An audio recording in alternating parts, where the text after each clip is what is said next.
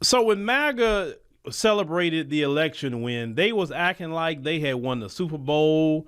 Oh, they were like, yeah, we back, America's back, and they thought it was just gonna be a grand good time because Donald J. Trump was reelected to be the president of the United States. Well, you fast forward to today, and a lot of them aren't happy with Donald Trump at all. And there's a reason for that. Now, I want you to check out what our sister started paying attention to with the MAGA crowd. I think the only reason why MAGA is starting to wake up is because black people have decided to not scream. Black folks, we having our little cookouts, we hanging out with grandma, we going on trips, or we're staying quiet, we starting businesses. Like, the fact that everything is crumbling around us and we're just moving on, I think white people are starting to realize, oh shoot, we didn't do enough to them and we're all being affected by it. Because like, it's different when everybody's in detention.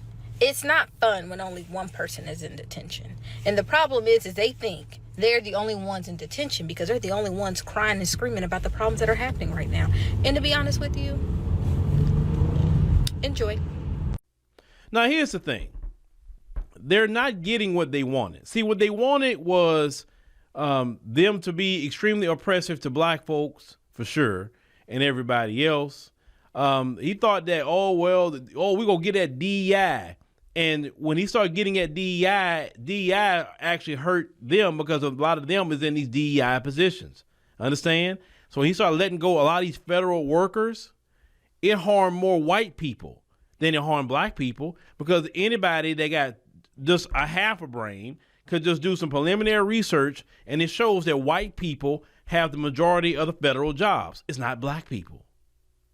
You look at the SNAP program, how 42 million people could not get the SNAP program, and they still don't have it because the government has been funded now, but they all have to reapply for the SNAP program now.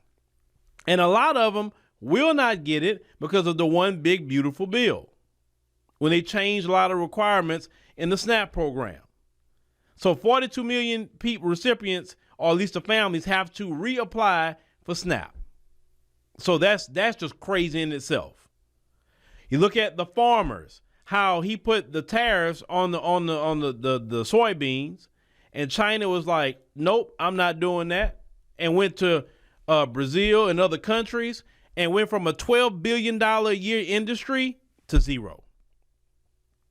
Understand? Then with his mass deportations, he was going after markets that the folks benefit from, like those farms. They benefit from a lot of those illegal immigrants.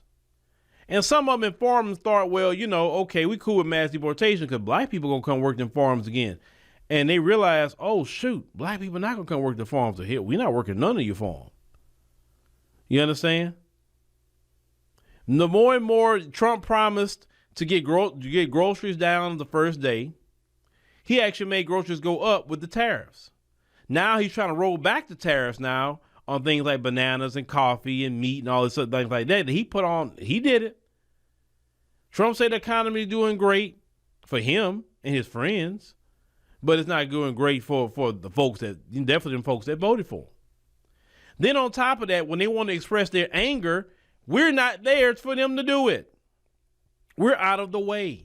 We're resting, like that sister say. We're at grandma's house. We start businesses. We're taking vacations. We are not worried with them. We are living our life. We're doing our own thing and having a good time doing it. We're not worrying about what America got going on. Whatever Trump doing, that's on him. Whatever executive order he's doing, we don't care. Because one thing is, black Americans, we've been struggling from day one. So it don't matter about any of that. We've lost jobs all day long. We've never been able to really afford things as black Americans, and we know how to get around these things about affordability, right? We learned to do all this on our own. The folks, on the other hand, they lived in a inflated society that favored them, and now they having to deal with reality.